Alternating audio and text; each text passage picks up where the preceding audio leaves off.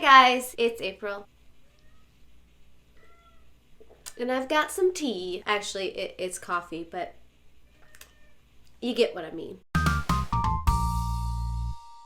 Since we are on the last day of 2019, I thought it would be interesting to do the best and the worst reads of 2019. I have 5 books that disappointed me in some way, and I have 5 books that I got really excited about, and I may have fangirled, and there was a lot of gushing that happened. Now, I'm sure some of these books are some people's favorites, and some of these books didn't quite hit the mark for other people, and what I think about them does not reflect on you in any way. They're just thoughts that I had as I was reading them, and they're just how I feel them. I'm going to start with the worst books and move up to the best books because I want to end this on a happy note. I feel like I want to be optimistic as the new year starts. I don't know. Plus, I have a feeling that I'm probably gonna have a lot of words. So let's get started. The book that was probably the most disappointing read for me in 2019 was the reboot series of Buffy. They're starting to do things with the characters that I don't really care for, and it might be because I'm so invested in the original Buffy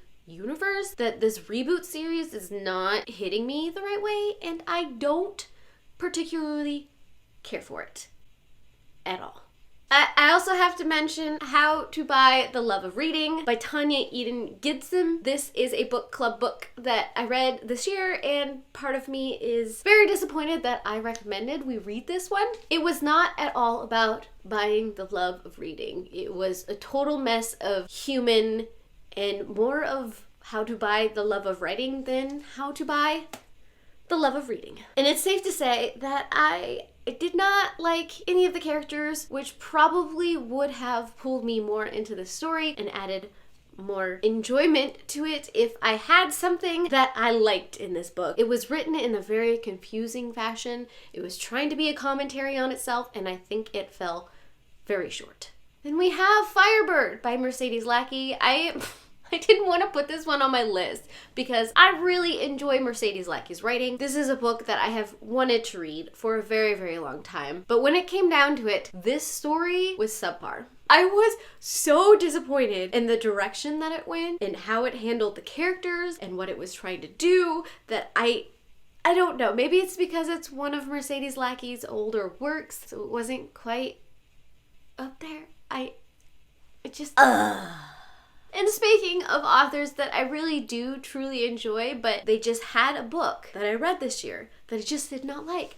And that was pretty much this whole series, the whole supernaturally Paranormalcy series by Kiersten White. This felt a little bit like a Buffy ripoff, except for the Buffy character in this book was really annoying. I didn't really enjoy her character at all. She was more annoying than anything else, and the fact that all of a sudden Boy became the most important thing in the universe, which I do understand that is kind of sort of Buffy's character at the beginning of her story arc with Angel, but still, the fact that everything centered around the fact that it was Guy, and she's so annoying. It made me sad because pink is a really good color. And then finally, on my worst of 19, I have 96 Words for Love by Rachel Roy and Avid Dash. This book had so much potential, especially where it was set and what it was doing with culture and commentary, but it took a spin in the storyline that I couldn't get behind and I didn't enjoy. I thought was ridiculous. I don't want to feel like I'm bashing on young love and how crazy it can make people. I'm not.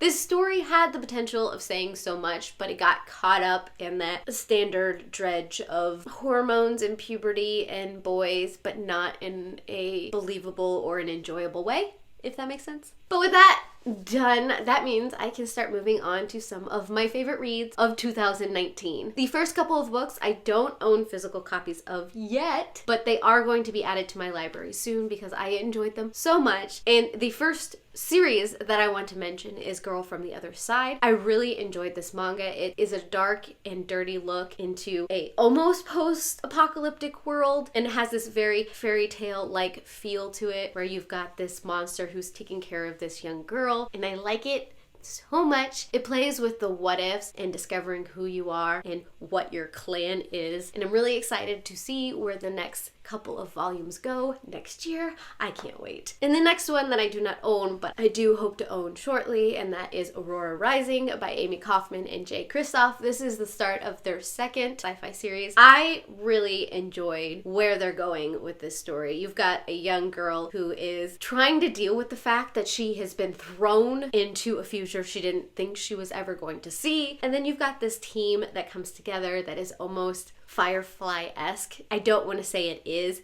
but it has the feel and the shaping of that, and I really like that. And the fact that we are going to be getting more in this storyline very soon, I am super excited. And then I want to mention Wicked Fox by Kat Cho. This story just reminded me so much of my K-dramas. I am a K-drama addict. I love to watch them. So you get a little bit of that feel here with the characters and how they interact with each other. But then you get this magical twist with the Guminho, and you start to learn what that means. Just the story behind that type of creature and how this world is building up and where it is going. I really like this book, and once again, I am excited to see where the next book goes. I need it.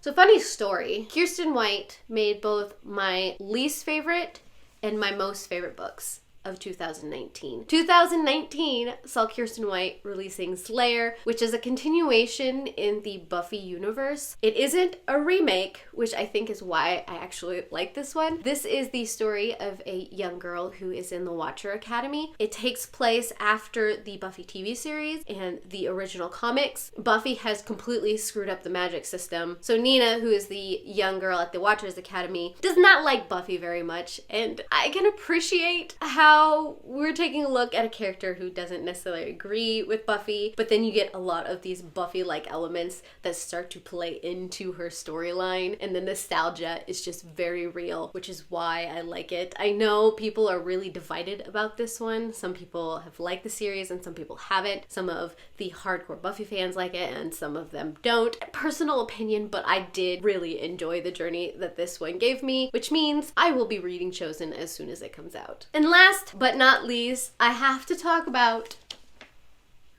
The Winter of the Witch by Katherine Arden. This is the conclusion of the Winternight trilogy. Her writing is absolutely phenomenal. It is magical and it's very atmospheric. It has this quality that I have come to associate with Juliette Marlier's writing and her Seven Water series. So to have that same feel here, but set in Russia rather than Ireland, I can't tell you how excited I was during this whole series and just seeing all of this culture and this mythos being built up within this story and the characters that were written in here, the strength a lot of them have, and just how dynamic they were. I really enjoyed this series on so many different levels. If you haven't read any of these books, you should, because they are phenomenal. Whew. So those were the best and worst books that I read in 2019. Tell me down below what some of your least and most favorite books were that you read this year. And if you would like to continue to see my face every time I upload, subscribe down below, and I heart you beautiful faces. Bye.